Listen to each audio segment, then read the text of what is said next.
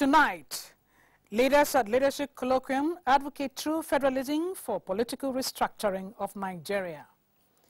Federal government moves to partner with Nigerians in the diaspora towards nation building. And after 40 years, facilitators unveil plans for another Festival of Black and African Arts, Festac. Good evening and a very warm welcome to NTA News at this hour. I'm Viera Chungoba. Equity, justice, patriotism and selflessness have been identified as veritable tools for the successful restructuring of Nigeria's political terrain towards economic development. This was the submission of erudite scholars at the 37th Center for Values in Leadership Colloquium for leaders without titles in Lagos. Becky Madujemo reports that the lecture was in honor of two leaders of thought, Professor Ben Wabweze and Chief Richard Akinjide. The restructuring of Nigeria's political landscape for rapid economic growth can be achieved if leaders place national interests above self.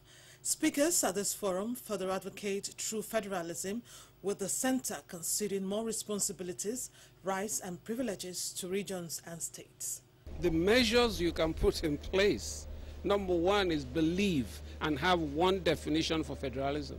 To live peaceably together, we must agree on the terms of living together. That is all the essence when we are calling for a national conference. Host Professor Pat Utomi decried injustices, marginalization and inequitable distribution of the nation's resources as major challenges confronting Nigeria's economic stability. He speaks on the way forward. Nigeria is in a position to reap a huge demographic dividend, or in doing nothing, in continuing the way we are, to have anarchy, to have young people unemployed that will rise up and create problems. So if we want to do the needful, we should then sit down and talk and look at the kind of structure for the federation that will spur economic activity, that will lead to growth, and they will lead to development. Issues bordering on the effectiveness of the rule of law, youth engagement in politics and compulsory education for youths were tackled by resource persons. A softer side to the lecture saw the celebrants cutting their birthday cake with presentation of awards to the octogenarians, Professor Ben Wabweze and Chief Richard Akinjide. In Lagos, Becky Madujemo, NTA News. Over 15 million Nigerians are said to be residing outside the country, where they have migrated to in search of greener pastures. They are, however, contributing to the development of their host nations. How these diaspora exploits could be harnessed for a meaningful socio-economic development of the country was a thrust of a lecture delivered by the Senior Special Assistant to the President on Foreign Affairs and Diaspora Matters at NTA2 in Lagos. Jane Ojukwu reports. Many Nigerians in the diaspora are making positive impact in their chosen fields of endeavor, thereby assisting in rewriting the story of Nigeria to the outside world. According to statistics, over $35 billion was remitted to Nigeria in 2016 by Nigerians living abroad.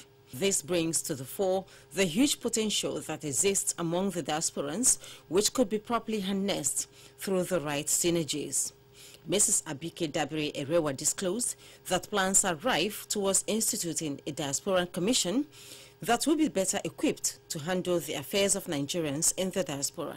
The bill is with the National Assembly, it's been passed by the House of Representatives, is now on the floor of the Senate. So hopefully the Senate will concur with the House and pass the Diaspora Commission bill. If approved, the commission is expected to handle the numerous challenges of Nigerians living abroad. They talk about when we come back home, they don't integrate, there are bureaucratic bottlenecks, there are issues of doing businesses in Nigeria. You want to spend 2 weeks, whatever you came for, you cannot even process the document within 2 weeks. You need a one-stop agency.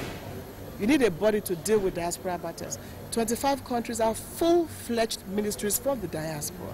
Having a commission will be for the progress and development of Nigeria. Chairman Island Club Oladipo Okpesheyi SAN solicited that voting rights be granted Nigerians in the diaspora, considering their contribution to the national economy. The club later honored their August visitor with a plaque. In Lagos, Jane Ojukwu, NTA News. The Federal Ministry of Works has been called upon to quickly repair a section of the Quarry Bridge that has caved in order to avert any form of road mishap or accident. Abolade Salami, who visited the bridge to ascertain the level of damage, reports that the bad spot on the bridge usually causes gridlock during the early hours of the week. Constructed over 4 decades ago with a length of about 3.45 kilometers, Eco Bridge, as it is usually called, begins from the Ijora end of the mainland and terminates at Apongmo area of Lagos Island. The bridge serves dual purposes for vehicles coming from mainland en route Alaka through Ipmori to either Lagos Island, Apapa or Ijora Badia. While the bridge may still be serving its purpose though, it was discovered that a section of the bridge at the Quarry end now poses a risk to vehicles plying that route, as the bad spot on the bridge is begging for attention. That part of the road is not okay at all, and I would like to advise the authorities to fix it before the unexpected happens. I think you have seen it already. The road is spoiled already, so let them go and do it before it's more than that. In order to douse the apprehension of road users, officials of the Federal Road Maintenance Agency, FEMA, Lagos East, say repair work will commence soon. The expansion joint there has needs little maintenance work, and we are conscious of it. The expansion joint needs some maintenance work. Sometimes it could be the rubber that is covering it to allow for smooth ride that may wear out. Depending on the condition, they need to be attended to. So it doesn't pose any danger for motorists, but we are conscious of it, and we also have intention of rectifying it. This particular portion on the Quarry Bridge has become a source of concern to motorists coming from the mainland into the island. They are calling on concerned authorities to fix this portion that is almost caving in before the unexpected happens. In Lagos, Abolade Salami, NTA News. The importance of the study of English and philosophy cannot be overemphasized in education. This was brought to the fore at a lecture organized to mark the 55th anniversary of the Department of English, University of Lagos. Tola Adebule, who was there, reports that the lecture was also in honor of English and literature icon John Pepper Clark. His report. The guest speaker, Gabriel Darab, in his lecture titled The Humanities and Redemption of Africa, raised questions concerning the significance and fundamentals of education, as he also identified the decaying standard of education in Africa and the need for urgent attention in the sector.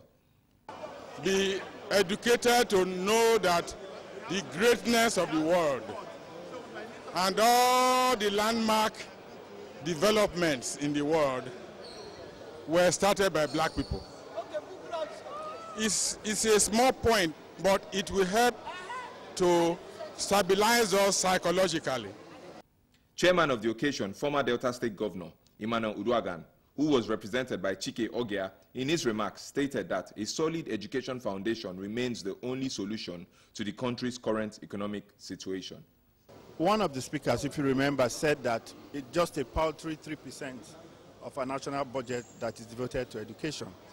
And we're also giving the background of how South Korea, a country that has nothing, absolutely nothing but mountains, no natural resources, how it has developed in 30 years.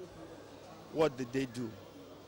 They put so much money into their budget for education. And I think that's what Nigeria needs to do. That the curriculum should be revisited, rejuvenated, in such a way as to reflect the African thinking and the African environment. So that for me is, but you see, it provides a platform for us to exchange ideas, to put some very vibrant ideas into the public domain for policymakers to listen to. John Pepper Clark is the first African to become an English professor. In Lagos, Tola Adebule, NTA News. In a bid to understand the process of television production, programming and transmission, pupils of Inspiration Hall School and Tulabio Private School visited NTA2 Lagos Network Center on an excursion tour of studio facilities. The pupils were excited while going around the studio and transmission area.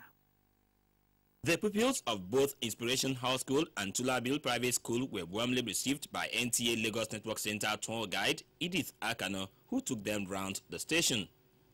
She explained that NTA encourages such excursion in order to broaden the scope of the pupils and give them opportunity to interact with some of their TV personalities. Pupils were taken to the studio where the function of some of the studio equipment were explained to them. The camera needs what to see? Light. So we have lights here. This your audio mixer still. If I want what is happening in the studio, then I punch this. Some of the young learners shared their excitement. I learned that when you go to the master computer room, you can see everything. You can send information to various people. You can send to Abuja. I learned about the cameras, how to lighten up the pictures. The chroma, just to use white drama. When you want to do drama, you can change it the colors you like. Like now I'm using lemon. You cannot use the fake chroma lemon because they told us because it won't show. The directors of both Inspiration House School and Tulabil Private School commended NTA for its consistency in content delivery. NTA is the largest television network in Nigeria, so it has a wider view and a wider reach. So we decided to bring them here. To know about how the TV goes, what they do there, what kind of departments do they have, should in case they intend to, in the future, go into the media. We take a break at this point. When we return, we shall take business and entertainment. Stay with us. Nigerians, our fearless officers and men of the Nigerian military are winning the war against Boko Haram. Today, all occupied territories have been recovered and Boko Haram has been degraded. Our affected brothers and sisters are getting their lives back. However, they are now after you and me. In our mosques, churches, schools, motor parks, markets, entertainment centers, and public gatherings. Be vigilant. Be security conscious. Report suspicious persons, objects, and movements to the police and other security agencies. The security of our nation is a duty for you and me. Nigeria, unite against terrorism. This message is brought to you by the Federal Ministry of Information and Culture.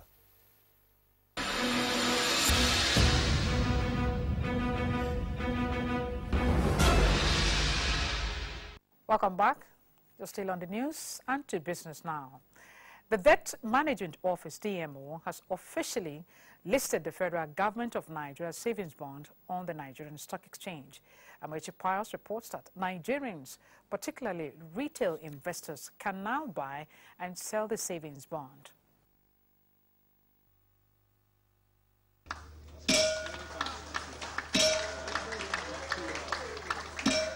The Debt Management Office listed 2.067 billion naira worth of FGN savings bond on the floor. So we are happy that this aspect of the change agenda has been implemented, which is that ordinary people should be part and parcel of what's happening in the capital market.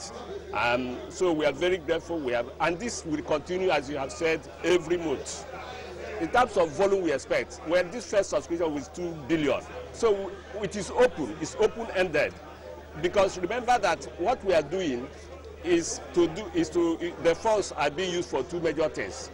To fund the budget deficit, and there's always budget deficit every year. But more importantly, you know that as existing bonds, domestic bonds mature, that they are refinanced from the market, you know. Okay, so because of that refinancing, which is part and parcel of every modern economic system, it means that the FGN savings bond will continue in perpetuity. It will continue every month for as long as the world exists. What it means is that Nigerians, particularly low-income earners, can now buy and sell the federal government instrument and also participate in building the nation's economy.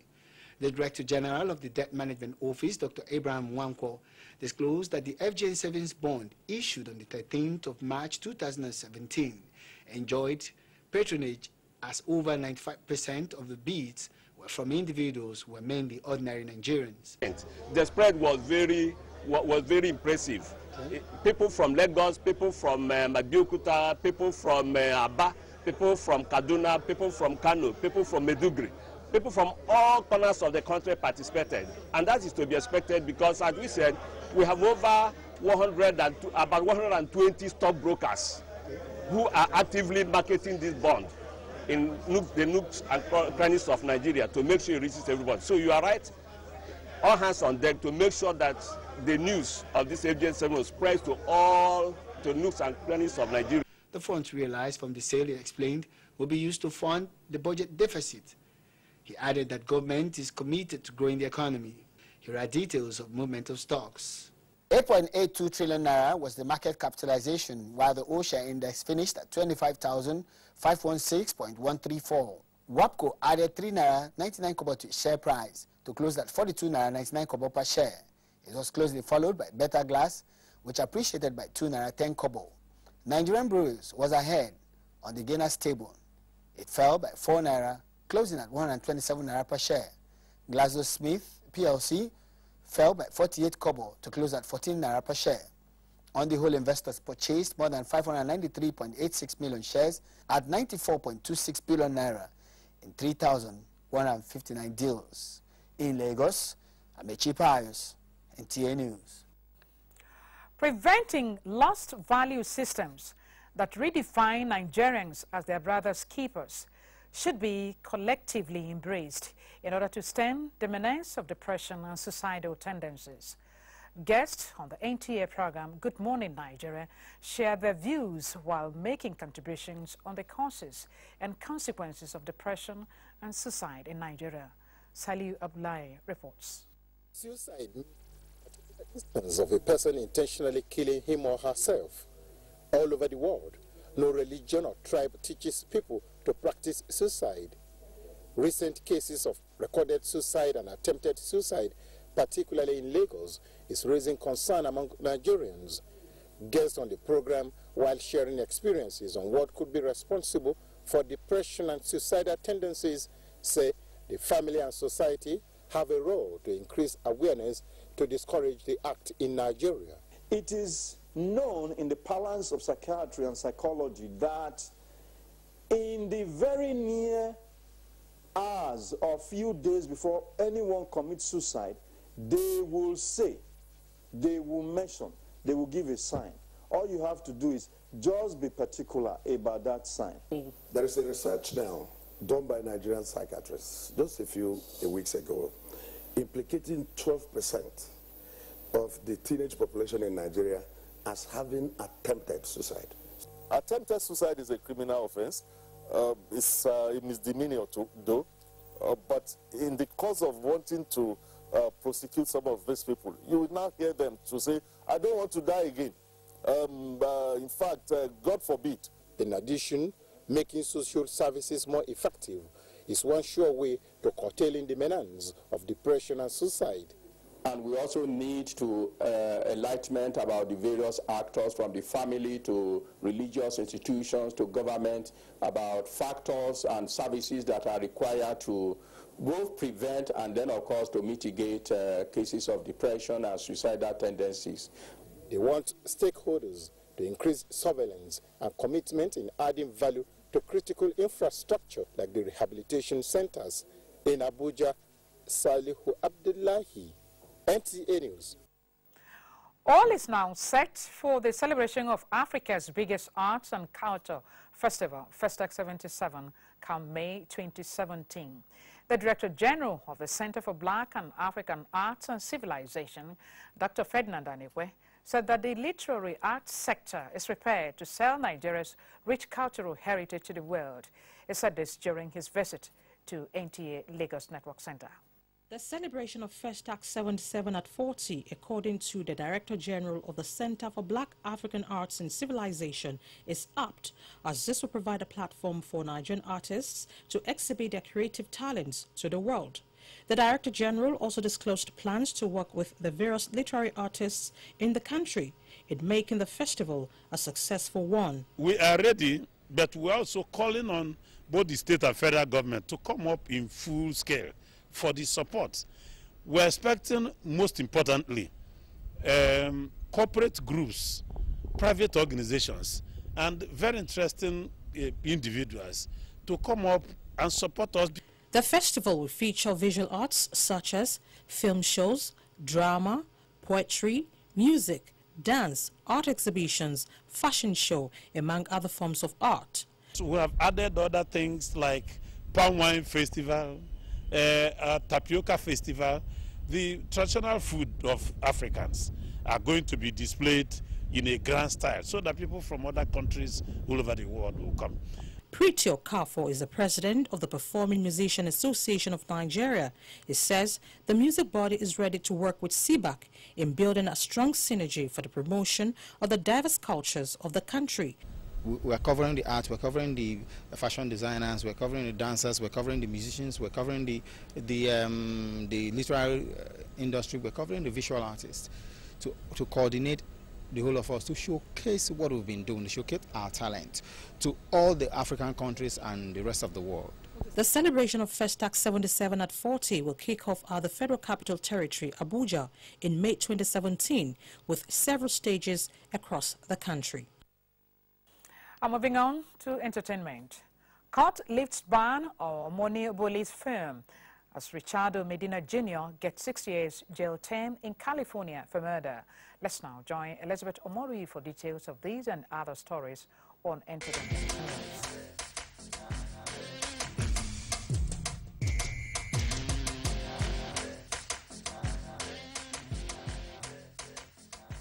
Thank God it's Friday. Thanks for joining us on Entertainment News. Nigerian comedian Lepashis Bose took to a social media handle to express her displeasure over comments made by some Nigerians about Shaylo's baby. Some described the baby as being too fat and ugly. The entertainer, however, called on those calling the baby names to desist from such, as the baby is healthy and just 6 months old. Reports have it that Omoni Oboli's movie Okafor's Law is set to hit the cinemas nationwide. The trial judge reportedly vacated the interim orders which paved way for the release and launch of the film. This was after entertaining arguments from both counsels to the plaintiff and defendant. And now to the foreign scene. Actor Richardo Medina Jr. is said to have been sentenced to 6 years in prison in California for killing his roommate with a sword in 2015. The prison sentence came after he pleaded guilty to voluntary manslaughter. According to the actor, he acted in self-defense during an argument with his late friend. Medina is popular for his role in the movie series Power Rangers. It's time to finish this, once and for all.